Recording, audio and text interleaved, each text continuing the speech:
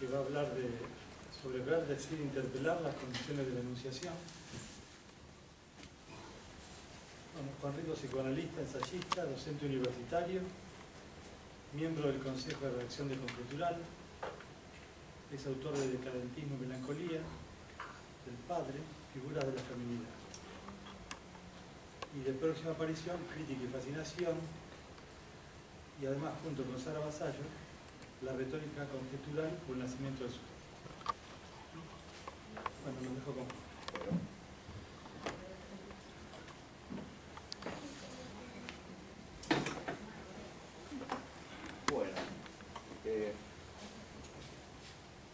Bueno, quizá por... no es necesario micrófono acá, ¿no? En principio no usamos hasta ahora nunca. ¿Pero ustedes escuchan, verdad? Sí, ¿no? Ah, bien. Sí, parece que tiene mejor acústica. Se pueden adelantar un poco.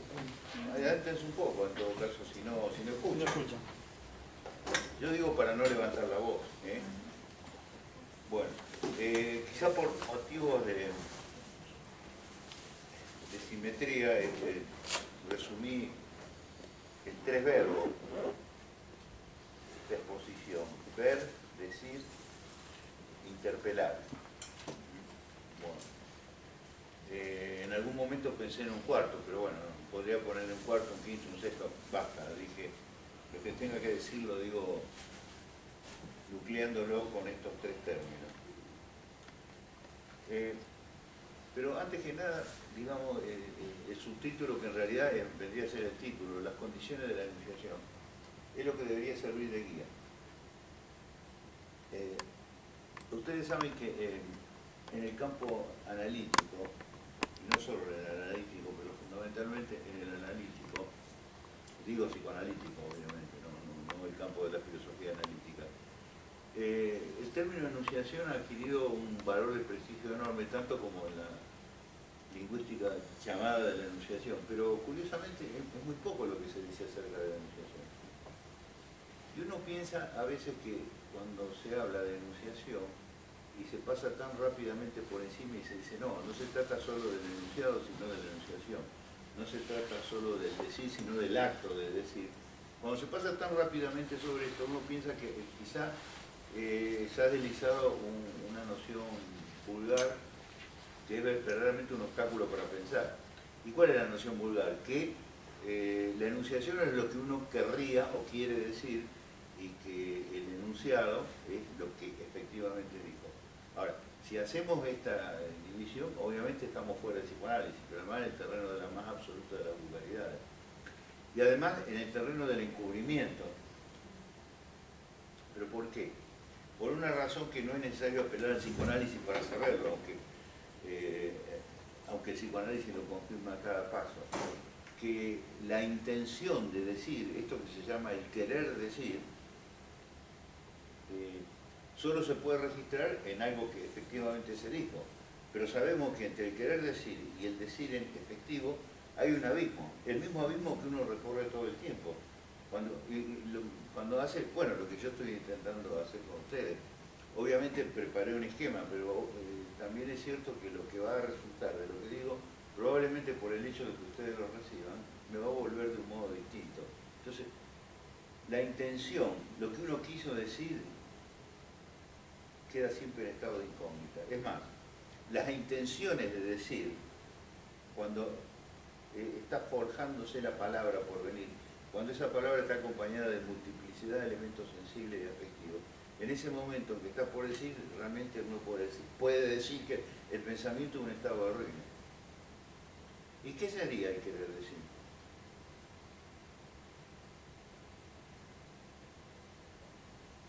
Hay que eliminar el término querer decir, porque lo que está en juego no es estrictamente la intencionalidad de un sujeto, sino lo que le adviene a un sujeto a partir de lo dicho.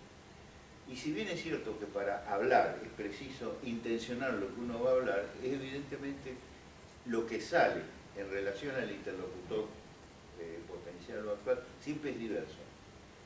¿Qué quiero decir con esto diverso? Que siempre se presenta en un estado de desorganización, de desarticulación. Por excelencia el habla es un habla desarticulada y transmite solo a través de la desarticulación.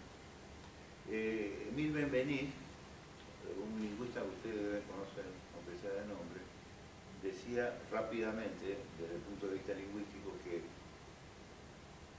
la enunciación es la realización del enunciado. Es una afirmación excelente, tan excelente que uno podría decir es irrealizable. Podría decir que justamente la imposibilidad de realizar el enunciado es la enunciación. Bien.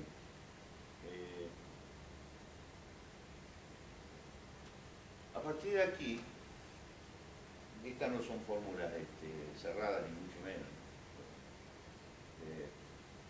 Podría decir que quizá, si podemos situar estos tres términos, ver, decir, interpretar, quizá tengamos una idea más adecuada de lo que es,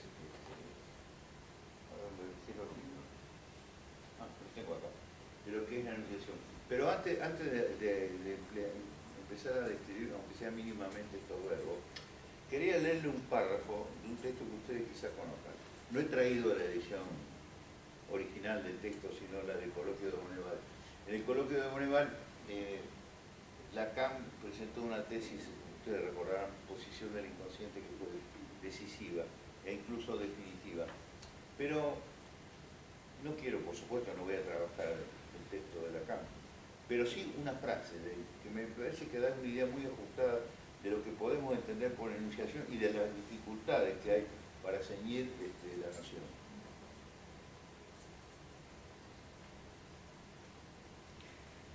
Está hablando del significante. Dice que al producirse en el lugar del otro, no localizado todavía, fíjense en la temporalización, el otro en un lugar no localizado todavía, y acentúo esto frente al estatismo de ciertas concepciones que piensan siempre al otro como un dato positivo, donde todo está desde la eternidad localizado. Hace que surja el sujeto para el ser que no tiene todavía la palabra, pero al precio de congelarlo. Es lo que define más tarde como enunciación. Hace surgir al sujeto para el que no tiene todavía la palabra, pero al precio de congelarlo. Es decir, no tiene la palabra, pero cuando la tenga se congela en ella. Este es el sentido más profundo del término alienación, que está bastante bastardeado, diría yo, porque en las descripciones se evita mostrar algo que es decisivo. Que el sujeto no solo está dividido, como solemos decir, sino que está dividido contra sí mismo, que es algo distinto. ¿Me explico? Hay un estar permanentemente en discordia consigo mismo, y este consigo mismo configura algo que es lo más propio del sujeto. Lo que había a punto de hablar, dice, lo que había desaparece por no ser ya, sino un significante. Lo que había a punto de hablar, eso que temporalizadamente lo buscamos localizar, en el momento que lo localizamos ya no es eso, es otra cosa. No es un juego de escondidas ni mucho menos. Es la necesidad de aprender una de las dificultades más grandes del pensamiento contemporáneo, que es captar la alianza entre lo fugitivo, lo accidental y lo permanente. No sé si son claras estas expresiones, pero diría que es así: lo fugitivo, lo accidental y lo permanente. ¿Qué sería lo fugitivo? A desaparecer el sujeto. ¿Qué es lo accidental? Que desaparece por azar. Es decir, siempre en una circunstancia contingente. Pero además se vincula a lo permanente en el sentido que algo de esto que desaparece permanece, no como sustancia, sino como huella en el inconsciente. Bueno, ceñido estas expresiones, mínimamente, empiezo por el primero de los tres términos. Repito, ver, decir, interpelar.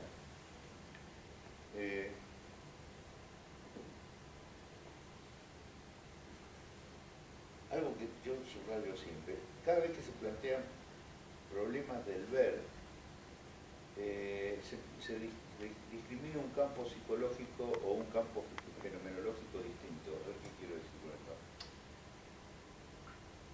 Que el ver no es una especie de realidad empírica al alcance de todos. Lo que llamamos como ver siempre está recortado en algún campo de experiencia. Por ejemplo, el ver, como lo tematiza la psicología evolutiva de Jean Piaget, no tiene mucho que ver con el modo que tematiza el ver Heidegger. Porque en Piaget, no voy a describir Piaget, pero hay una serie sucesiva de estadios siempre egocentrados. Ustedes saben que la percepción está centrada en Piaget. En parte también ocurre lo mismo, aunque desde distintos puntos de vista en el psicoanálisis.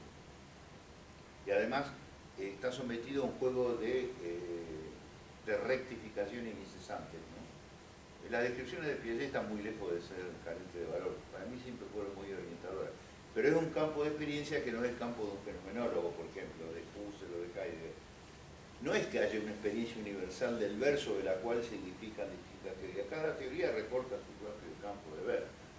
Y generalmente en los ejemplos filosóficos, siempre subrayo esto, parece un mal chiste, pero realmente es así.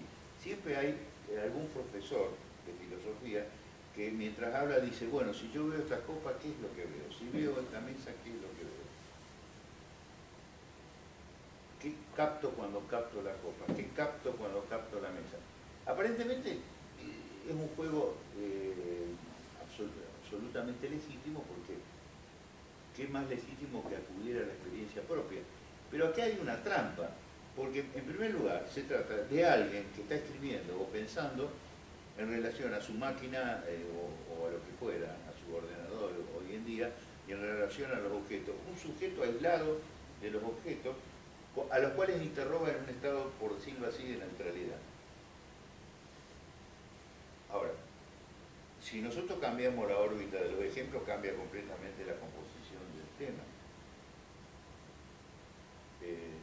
Los ejemplos que da un analista, ¿cuál pueden ser?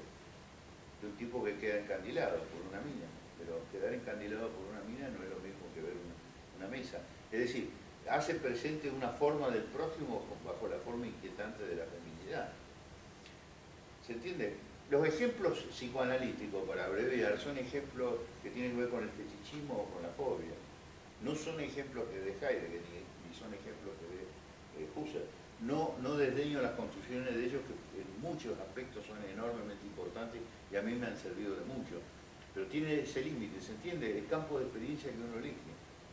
No hay un campo universal en el cual todos vamos a formular diversas teorías. Son campos de experiencia delimitados a priori, diría, por las condiciones de la experiencia. Entonces, si quiero plantear la problemática del ver o de la visión en general, puedo decir varias cosas desde el punto de vista psicoanalítico. Primero, que cuando hablamos de ver estamos en presencia de lo que retóricamente se llama una sinécdoque.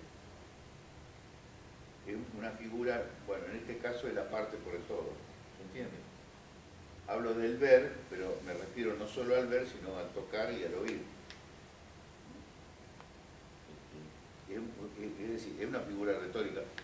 No es una figura incidental, porque el ver tiene un privilegio que todos sabemos, que es el privilegio de la inmediatez de lo escópico, o de la promesa de inmediatez de lo escópico. El que espía no oye. A ver, si oye es porque está centrado en el espiar, y el oír ahí es una especie de complemento del espiar. Y sabemos bien que espiar es una forma muy particular de ver. Fuera del campo del psicoanálisis, uno de los pocos que ha abordado el tema es Sartre. En Sartre, las descripciones fenomenológicas de Sartre en ese sentido son ejemplares. Pero a lo que me refiero entonces, que en primer lugar estamos en presencia de una sinécdoque. Bien. El segundo momento que quiero destacar es que lo que está en juego en el ver es siempre un dar a ver o un hacer ver, que no es lo mismo que simplemente ver. Quiero decir, lo abstracto de las descripciones del ver, que dicen qué es lo que ve un sujeto cuando contempla un objeto, esa es la abstracción. Esa abstracción tan simple, tan ingenua, encubre muchos prejuicios, porque lo que realiza es una especie de robinsonada, de un sujeto aislado frente a un objeto aislado. En realidad, lo que está en juego es un dar a ver, porque cuando alguien ve, no siempre, porque muchas veces está simplemente reprimido, pero cuando no está reprimido, lo que está en juego es un reclamo, una demanda, un dar a ver, o en todo caso una suerte de conflicto o contradicción. A ver, situemos de otro modo los ejemplos filosóficos habituales del filósofo que describe un tenedor, un tintero, una mesa. No, tenedor no recuerdo, siempre es un tintero, o máquina de escribir. que hoy en día serían ordenadores. Pero estamos en la misma serie, ¿no es cierto? El hombre que escribe en la soledad de su pieza. Pero estos ejemplos lo que ocultan es que son siempre respuestas. ¿Respuestas a qué? A una fascinación.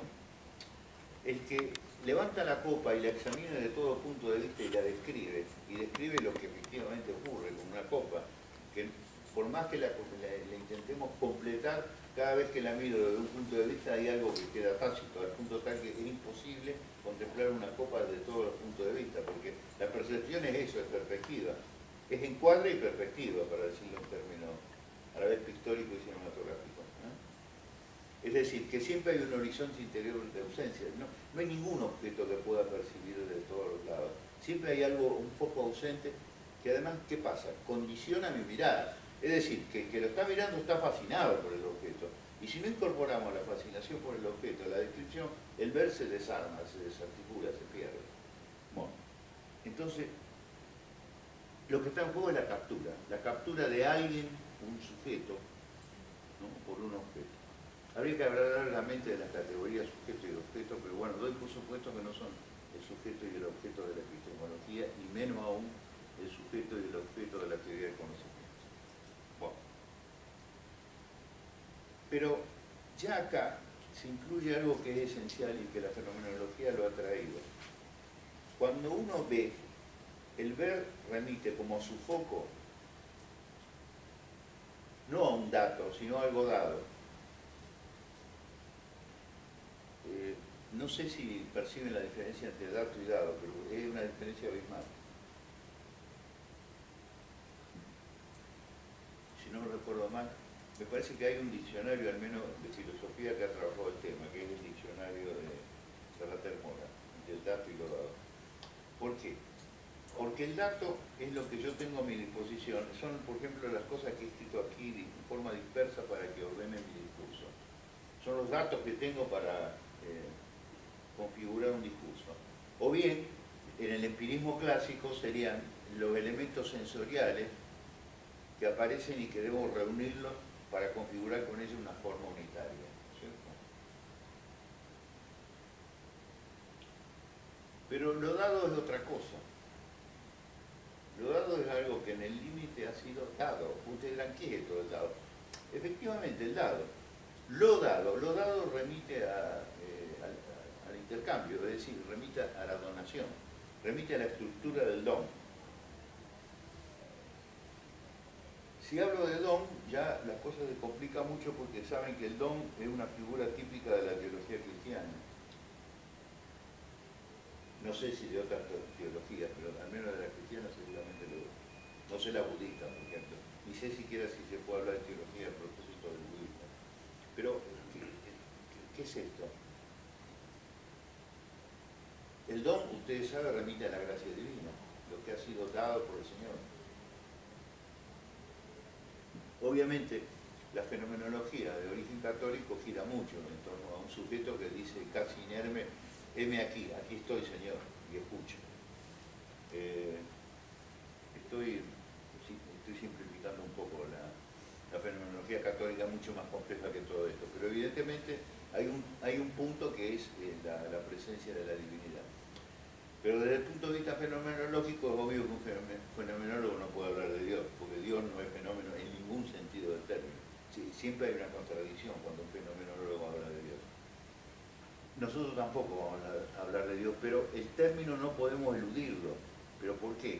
Porque el acto de donación es un acto, y esto sí lo ha revelado muy claramente la antropología, antes que el psicoanálisis. Me refiero a la antropología de Marcel Mauss. El don, como tal, supone un vínculo asimétrico entre un donador y un donatario, a través del cual circulan los objetos o los bienes o las palabras donadas.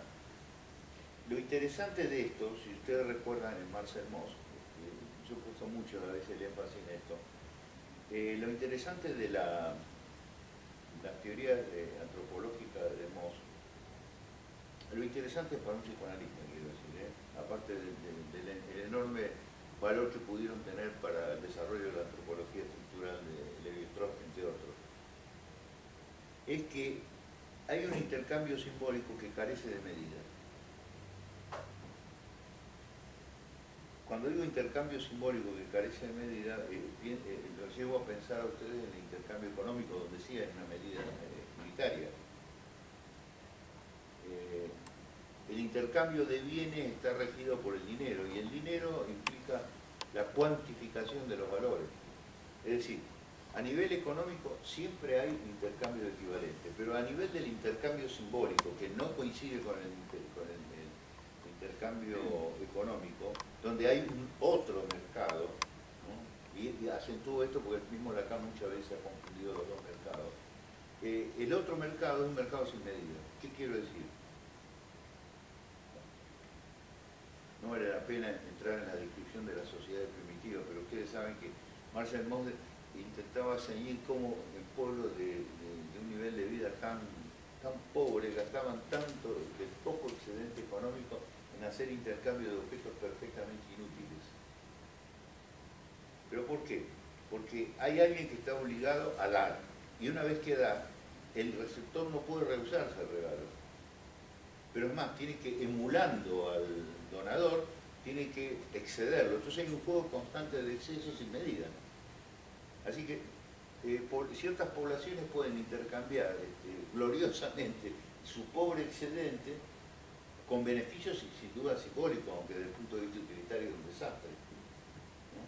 Pero nosotros sabemos bien de que esta experiencia antropológica no tiene que ver solo con los llamados primitivos. Los llamados primitivos que hoy en día han desaparecido de la antropología, el capitalismo le suprimió el objeto. No está mal, desaparecieron, de todos lados. Los últimos que quedan están en Brasil y ya pronto serán liquidados. O integraba la civilización, que es una forma de lo mismo. Pero esto lo podemos apreciar en el simple hecho del regalo. ¿Qué le regala a uno cuando cumple años el otro? ¿Qué le regala? ¿Qué valor tiene? Si alguien me regala un pañuelo, tengo que agradecérselo, aunque el pañuelo me resulta asqueroso. ¿Y qué debo darle al que me regaló un reloj de $1000? Si es que alguien me regala eso. Nunca me ocurrió eso. No sé dónde saqué semejante ejemplo, pero supongamos que tengo que regalarle un auto. Pero tengo que regalarle, sí, tengo. Estoy forzado. Estoy tan forzado que puedo no regalarle nada y voy a exportar la culpa toda mi vida. Entonces, este es el punto. Es decir, cuando Lacan dice que el intercambio, dar nada por nada, está pensando en esto. Nada por nada no quiere decir que no haya nada en juego, sino al contrario, que lo que se intercambia nihiliza. Es decir, nihiliza es un término filosófico, un filosofema, pero bueno, aniquila, usemos un término más rotundo, aniquila al donante, a lo donado e incluso al donatario. Pero es una liquidación muy especial, porque deja la huella de ese intercambio. Esa huella se inscribe en el inconsciente, como huella de un don imposible, diría, ¿no? Bueno, he pasado directamente del ver a la triplicidad del intercambio. Ya van a ver que esto lo voy a conectar después, cuando hable de interpelar. Bueno, vamos al segundo término, es decir, aquí voy a dar ejemplos filosóficos porque me parecen muy significativos. En las investigaciones lógicas, Husserl dice: veo una mesa y digo que es una mesa. Y el ver y el decir se superponen. Podríamos decir que en una primera aproximación muy ingenua, digo ingenua porque el propio Husserl la va a rectificar, pero en una aproximación que aisladamente tomada de ingenua, el decir y el ver se superpondrían como dos círculos de idéntico radio. Todos sabemos que esto es imposible. Si pensamos en el tan manipulado Magritte, que esto no es una pipa, ¿no? Donde las distintas pipas que dibuja tienen abajo, ¿no? En francés y con letras pulcras y escolar, esto no es una pipa, ¿no? Ce n'est pas, no es una pipa, la negación doble del francés. Claro, la astucia de Magritte es bastante evidente. ¿Cómo cómo encontrar un correlato entre la pipa dibujada, que es una imagen continua, como toda imagen, a la escritura que es discontinua en la medida que es fonemática, o pone en juego elementos fonemáticos de esto no es una pipa. O ponemos lo continuo a lo no continuo, o sea, discreto. Ahí hay un abismo.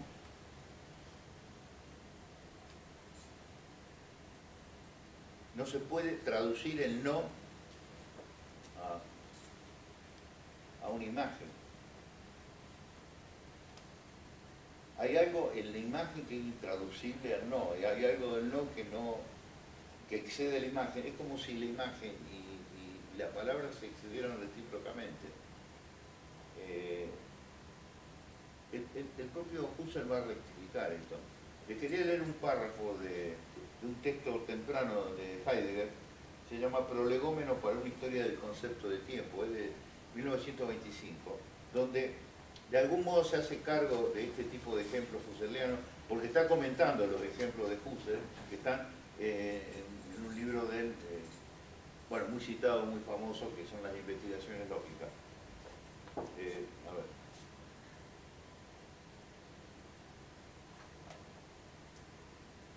Esta es una muy buena edición de la editorial Alianza. Si alguien tiene interés, está en la página 80. El párrafo que voy a citar, digo porque me costó encontrarlo. Lo había visto situado por un autor y no lo encontraba. Al final lo encontré justo hace una hora.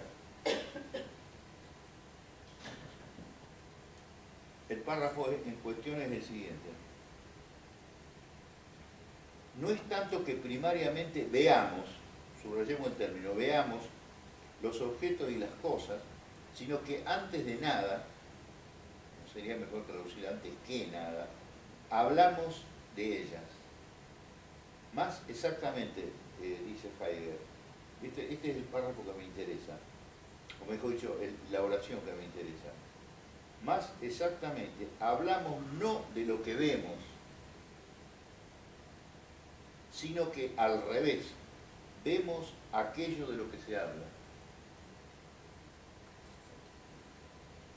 Un comentarista dice, frente al intuicionismo husserliano prelingüístico, Heidegger está advertido del valor de la palabra. Esto es así, en el sentido de que efectivamente vemos lo que hablamos. Hay una preeminencia relativa del hablar sobre el decir, pero hay un problema aquí muy serio y que forma parte de las tensiones de un campo que Freud ha explorado largamente en algunos textos de él, por ejemplo en la Carta 52. Y si ustedes lo siguen con atención, este es un tema de toda la primera época de Freud, de la mayor parte de los manuscritos, y se continúa, aunque de un modo más larvado, yo diría, en los grandes textos de él, especialmente en la interpretación de los sueños. Me refiero a las tres obras, ¿no? Sobre el chiste, la psicopatología de la vida cotidiana y sobre todo la interpretación de los sueños. Habría que prestar mucha atención al capítulo 7. Pero, ¿en qué consiste esto? El tema es, ustedes recordarán que Freud, una de las cosas que más ha trabajado es la oposición entre representación de cosas y representación de palabras. Que la representación cosa con buen criterio, Lacan lo puso del lado de la escritura. Y la representación de palabra de un lado fronterizo, entre el preconsciente y en realidad y el inconsciente. Bueno, pero lo que interesa es esto, que la representación cosa es continua y no es susceptible de división, en el sentido digital del término. La representación palabra sí, al menos en un nivel sí. Pero además, y esto lo quiero subrayar, el problema de la palabra es su generalidad, yo diría su generalidad abusiva. Es un carácter muy notado por algunos filósofos, antes que nada por Hegel, en el comienzo del siglo XIX, en 1806-7, cuando publica la fenomenología del espíritu. La publicó en un momento en que Napoleón invadía Alemania, así que se imaginan que no tuvo un éxito inicial muy grande. Además creo que nadie lo ha entendido un carajo lo que estaba escrito ahí, realmente. Sigue siendo uno de los libros más enigmáticos de la historia del pensamiento. Pero lo que interesa subrayar, y usted subraya con mucha energía, es que la palabra tiene una virtud que al mismo tiempo es su defecto, y que es la generalidad. Todas las palabras son genéricas. Incluso aquellas que pretenden individualizar algo son más vacías que nunca. Yo digo, esta copa y este son términos vacíos. Copa es un término genérico, hay miles de copas, centenares de copas, cientos de miles de copas. La puedo intentar describir su forma del modo más pulcro, pero siempre voy a dar vuelta en torno a la copa a un nivel de generalidad, conectando generalidades, incluso conectando categorías. Por ejemplo, yo digo que esto es una copa y tengo la cópula del verbo ser. Yo digo que esto es de vidrio y además es una copa, y ahí tengo la conjunción y, que es un operador lógico, etcétera, etcétera, etcétera. Entonces, hay algo de lo singular que está siempre supuesto y siempre sustraído. Y no hay forma alguna de llevarlo a la luz del día. Siempre permanece en un fondo. Estas son algunas de las razones que han llevado a Lacan a inventar lo que llamó el objeto A. Esto es obvio, ¿no? Bueno. Sin embargo, estos términos, ver, decir, adquieren concreción en un tercer nivel, que es lo que yo llamé acá interpelar. En parte lo llamé interpelar porque hay un... ¿Hasta qué hora tengo? No, ahí tenemos que... hay un texto de Jean-Louis Marion, un fenomenólogo francés, una conferencia que la pueden bajar por internet, que se llama El Interpelado. Es curioso porque la traducción castellana traduce un término francés que no es exactamente interpelado, que es interloqué. Interloqué. ¿Pero qué quiere decir interloqué? El aturdido, el sacudido, el estremecido. Hay mil variantes. Alguien interloquea es alguien que ha sido sacudido, golpeado, en el sentido traumático de la expresión. Interloquea alude a lo traumático. Quienes hayan, y supongo que ustedes han visto las obras de Lacan, saben que hay un texto que se llama L'Étourdi. Étourdi es eso, el aturdido, y étourdi es uno de los sinónimos de interloqué. Que lo han traducido no mal como el atolondradicho, atolondrado, no, étourdi, ¿no? El juego es obvio, pero se trata de un dicho atolondrado. A ver, pero es interesante el término que eligió Marion. Yo lo voy a tomar, voy a hacer abstracción del texto, que por otro lado es bastante interesante y que también trabaja el problema del don, para quedarme en esta cuestión, porque él también habla de apel, llamado, de interloqué, y los da como intercambiables. Podemos decir, usando la gracia de que nomás esta expresión que eligió el filósofo francés,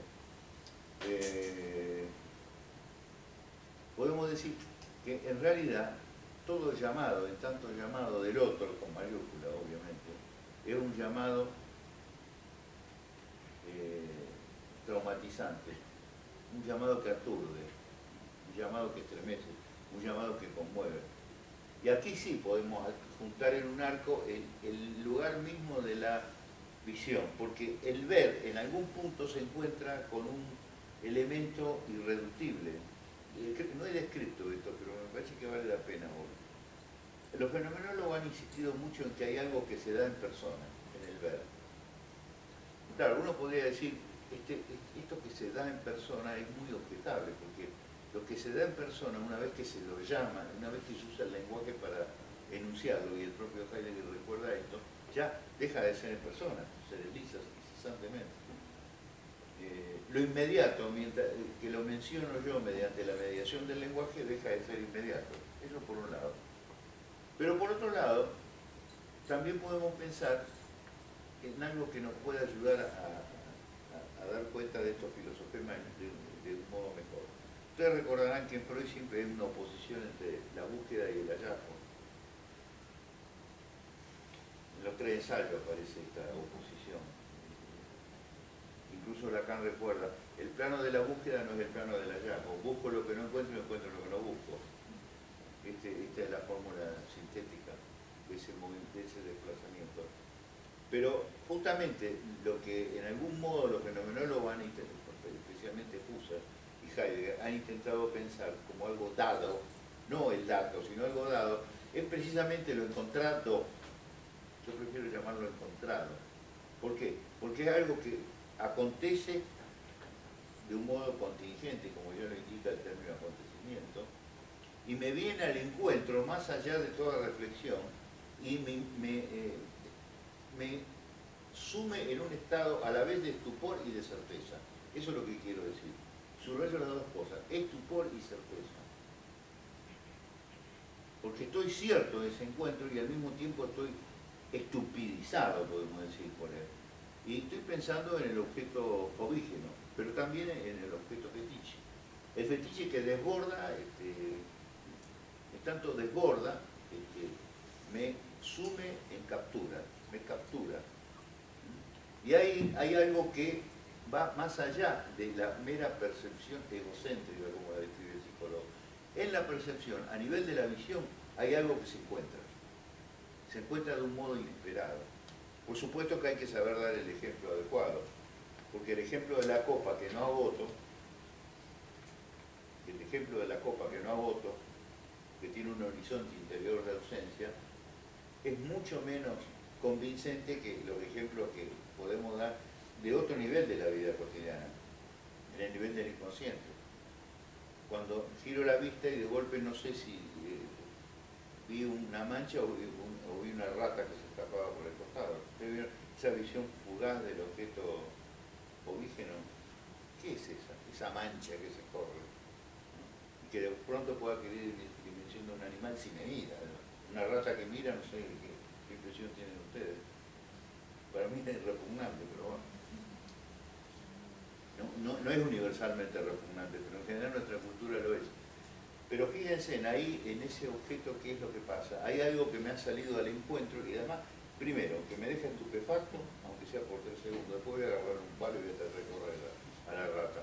Pero no solo me deja estupefacto, me da certeza, porque ahí no tengo la menor duda de que hay algo real en juego que escapa a todos los archivos de la memoria. Hay algo que ha excedido, ¿no?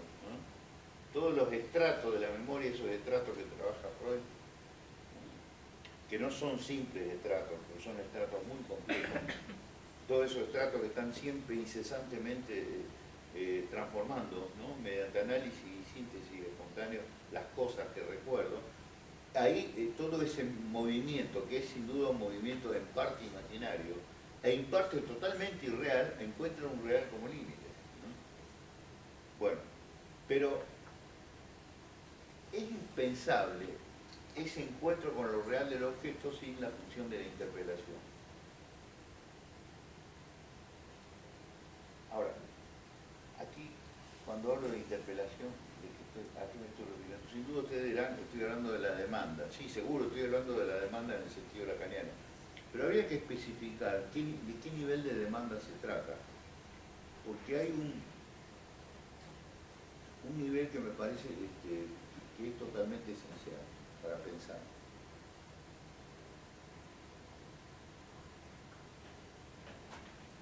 Que la demanda del otro, como demanda, me transmite algo que también es potencialmente traumático. No sé si esto se percibe. Después, en todo caso, si quieren, charlamos un poco sobre este tema. Estoy pensando en los decires del otro que tienen una función de inscripción sobre el sujeto, porque son esas manifestaciones, ¿no?, del lugar de la paternidad que ofician de oráculo. Me parece que el término oráculo es muy preciso al respecto.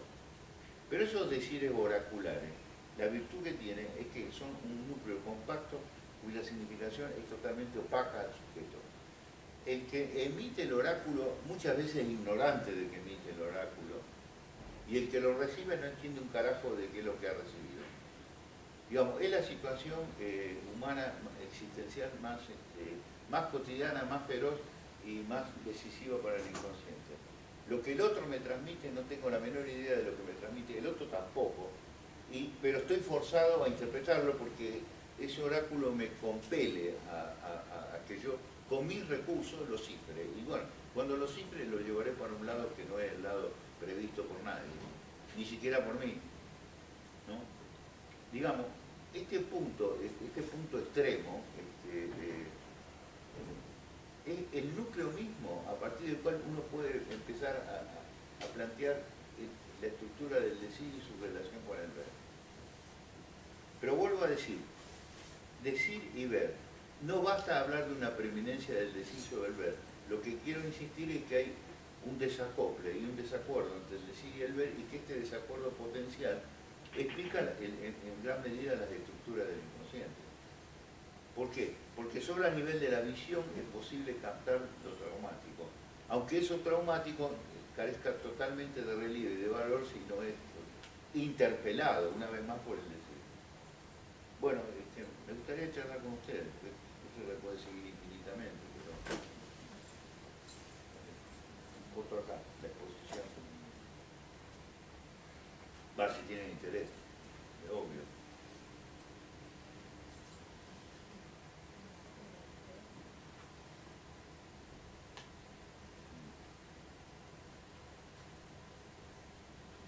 Estás hablando de ver, pero ¿cómo se relaciona con la mirada? Porque hablar de ver es distinto, ¿no? Sí, no lo entendí. Ah, y el vínculo entre el ver y la mirada. Claro. Bueno, está bien que lo traigas. Bien. Ese punto de real que me encuentro en la mirada.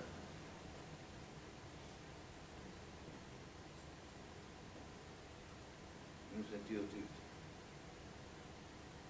Pero la mirada excede el campo del ver, lo excede. Lo excede porque, digamos, en términos categoriales podríamos decir que es un punto real, ¿no? Cuando digo que es un punto real, quiero decir que es un punto último y sin embargo sin origen. No es situable en origen alguno. Ahí está. Bueno, esas son las estructuras que, como saben, en el seminario 11 Lacan lo ha desarrollado minuciosamente. A partir de la oposición de que yo soy mirado por aquel que veo. Pero la mirada del otro oficia de otra manera.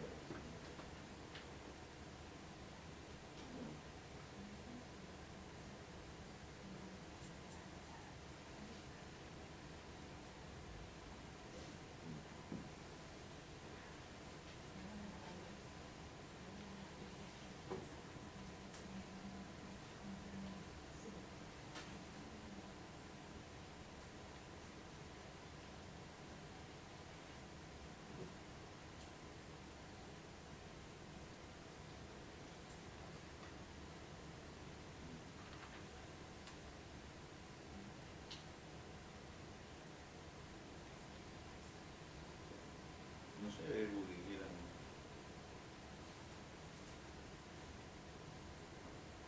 O estas estructuras inhiben, me preguntan.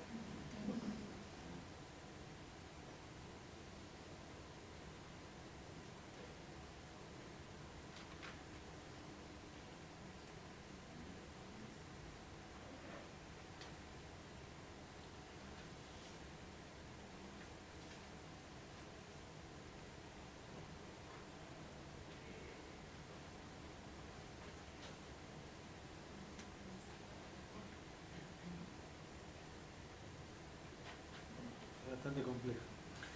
Vos decías recién que habría que detenerse en el capítulo 7 de Introducción a los Sueños, es donde está el esquema del aparato psíquico, el sistema óptico, que en el capítulo 7 de Introducción a los Sueños de Freud está el esquema del aparato psíquico que lo presenta como un sistema óptico, sistema del Paine.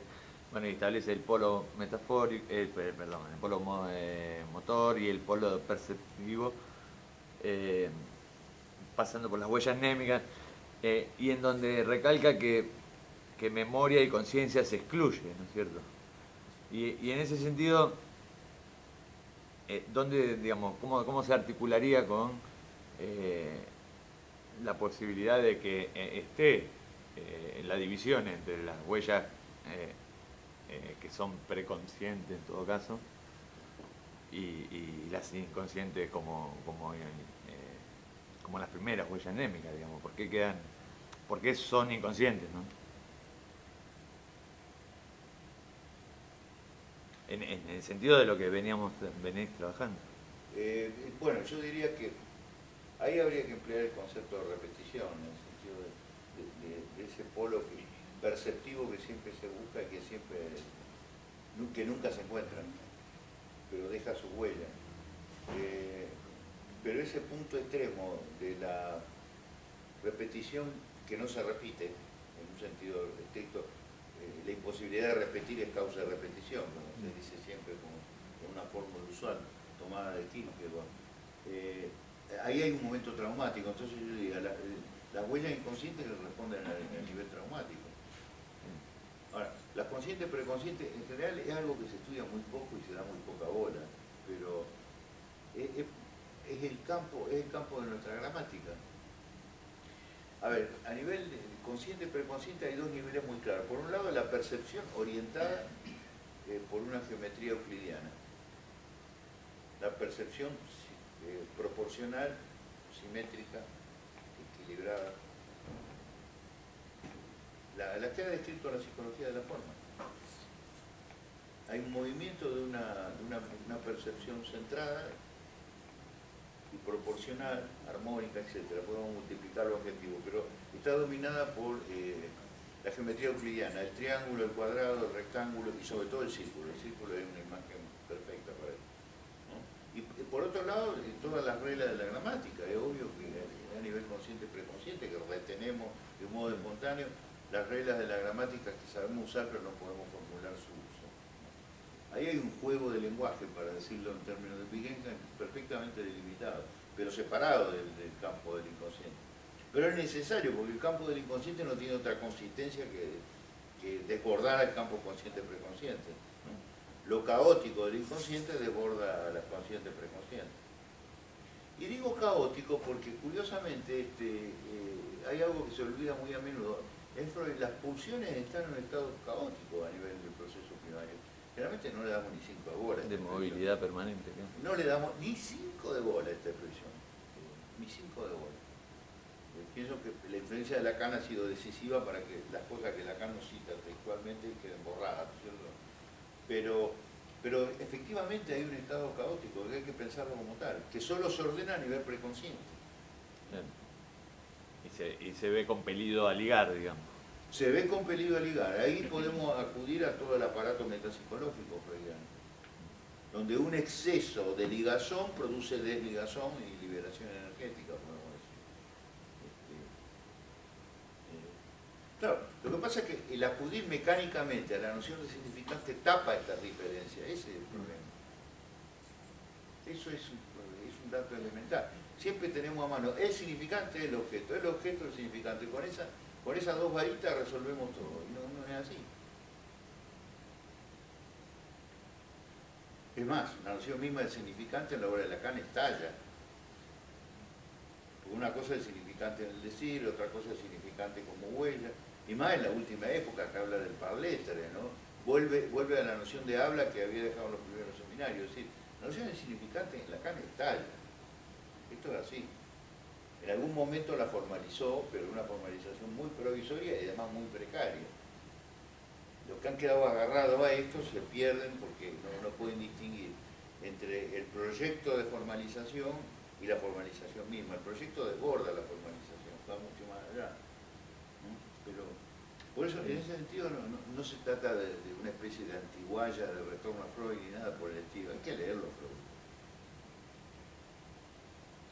Pero además, el Freud en el que estoy pensando más que en el capítulo 7 de la interpretación de los sueños es el de la carta 52, con esa multiplicidad de registros. Debería que insistir en esta multiplicidad, ¿no? hoy que leía las multiplicidades de capas perceptivas en las descripciones husserlianas, esta mañana estaba leyendo de nuevo esto, me acordé y digo, bueno, hagámosle justicia a la multiplicidad de registros freudianos.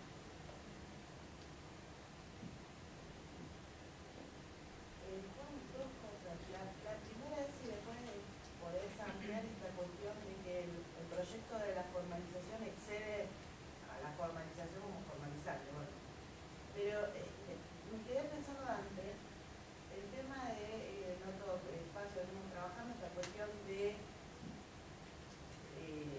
la enunciación en su desorganización, o sea que la trama de la enunciación es la desorganización constitutiva, ¿no?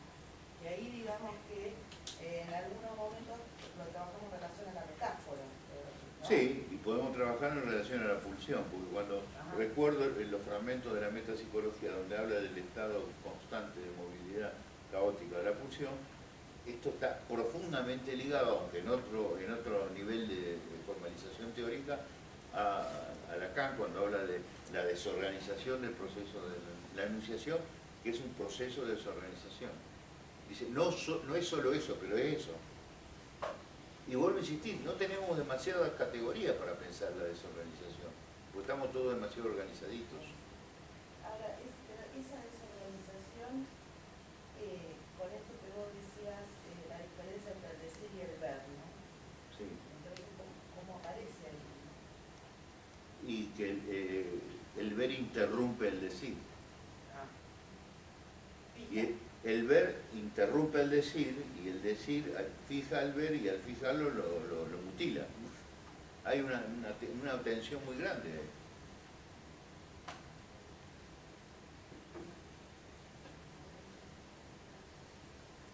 Piensen en las experiencias del cine de vanguardia. En un cine corriente, los textos están en consonancia con la imagen. Pero hay cine de vanguardia donde lo que dice la voz en off o lo que dicen los actores no tiene nada que ver con lo que aparece ahí. Y eso se multiplica todavía cuando, por ejemplo, en algunos films de... No es Lelouch, siempre confundo a ese tarado de Lelouch con Chabrol. Miren qué lapso. Lelouch es una pavada. Bueno, en un film de Chabrol que vi hace muchísimos años, aparece una música que evoca el suspenso, que rompe con violencia y no pasa nada, absolutamente nada.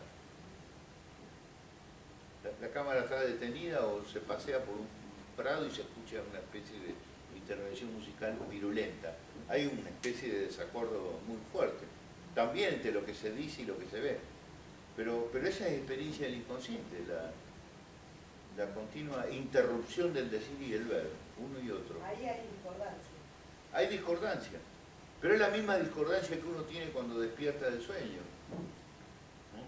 Que todas esas imágenes que bullen, a medida que las voy diciendo, estoy repitiendo a Freud, quedan las palabras y mientras más palabras hay, menos imagen. Y la imagen finalmente desaparece. Me queda ese regusto al residuo que, bueno, tendré que tramitarlo en otro sueño o intentar decirlo de otro modo. Está bien, no es lo mismo ver que imaginar, pero participan del mismo registro sensible, al menos como primera aproximación. Entonces, el ver y imaginar entra en tensión. Hay alguien que no me acuerdo qué nombre, no me acuerdo, a ver, quién era. Bueno, pero encontré la frase al azar y decía esto que es muy interesante. Me parece, no estoy seguro, me parece que lo dijo Germán García, en un texto leído hace muchos años, me parece. No estoy seguro, a lo mejor se lo atribuyo y él no tiene nada que ver, pero sea como sea. Decía de que el juego de lo simbólico y lo imaginario muchas veces nos hacía perder de vista que hay interferencia entre ambos registros. Y eso es una palabra muy, desde que la leí me pareció una palabra a registrar. Interferencia. Lo imaginario interfiere con lo simbólico, pero lo simbólico también interfiere con lo imaginario.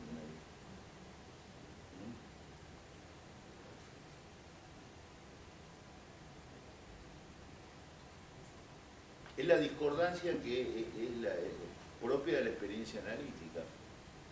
Por eso cuando se dice, no, el análisis transcurre entre, por supuesto que transcurre entre palabras como toda nuestra vida, pero si elevamos la palabra, la desarticulamos del cuerpo y a la vez reducimos la palabra al significante, finalmente caemos en un formalismo vacío, que es lo que suele ocurrir.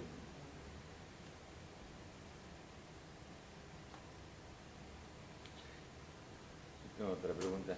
Y en este caso, yo no lo puedo hacer, pero ¿no ayudaría a pensar también desde lo patológico, lo neurótico, por ejemplo, o sea, desde lo esquizoide, desde lo psicótico, no aporta a cómo, digamos, la mirada del neurótico, ¿no? Aporta muchísimo. Hoy en la maestría alguien se acercó al final y me hizo una pregunta, porque yo estaba hablando exactamente de la interpelación como aturdimiento y cómo el sujeto responde. Me preguntó, ¿y qué pasa con la psicosis? Miren qué pregunta.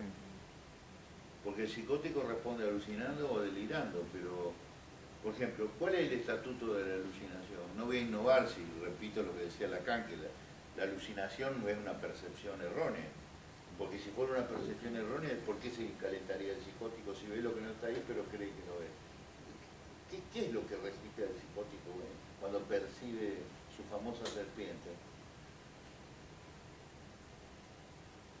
Digo que es una pregunta a realizar, pero evidentemente hay un exceso sobre la percepción. Podemos decir que más que nunca que hay algo en la percepción que no percibe y lo inquieta, porque es evidente que hay algo impercibido ahí. El psicótico podría ilustrar en este punto, solo en este punto, la frase famosa de Merleau-Ponty, que toda percepción duplica una impercepción. Pero acá no se trata de que solo la duplique, que es lo que ocurre con el neurótico, es que lo imperceptible aflora en la percepción y se la desarticula. Me parece que esto es en gran medida lo que llamamos alucinación. O podemos acudir al delirio.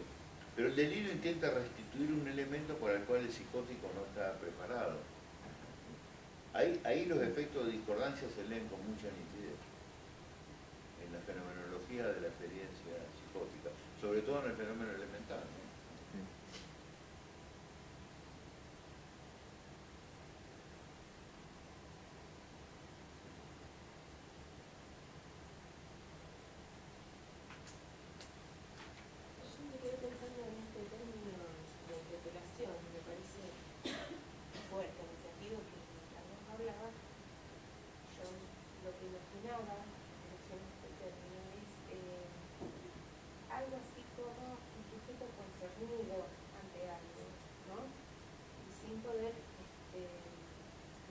De dar respuesta a la que sea, pero dar una respuesta.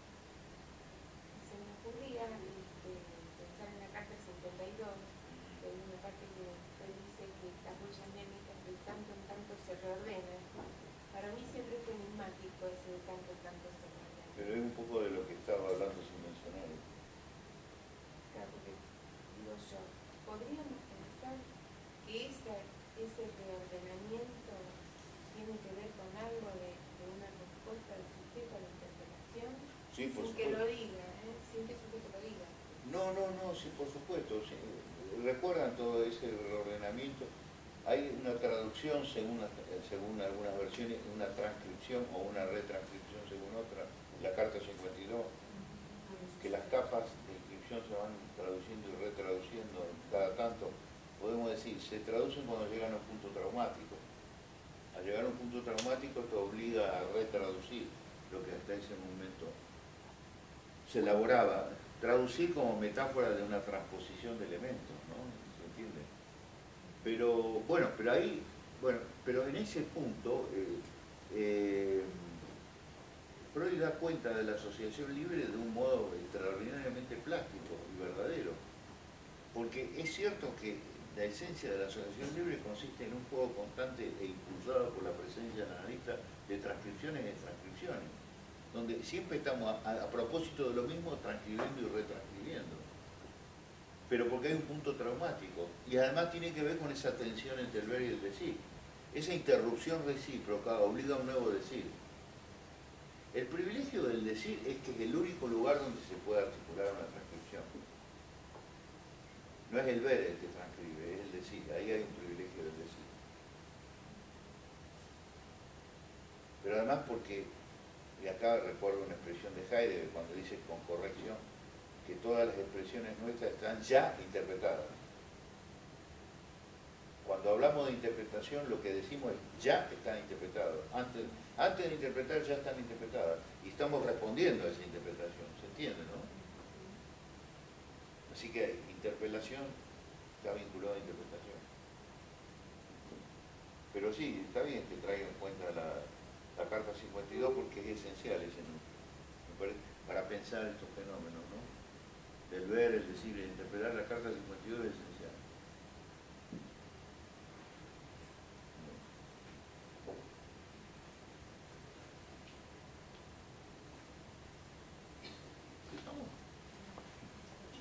¿Está bien?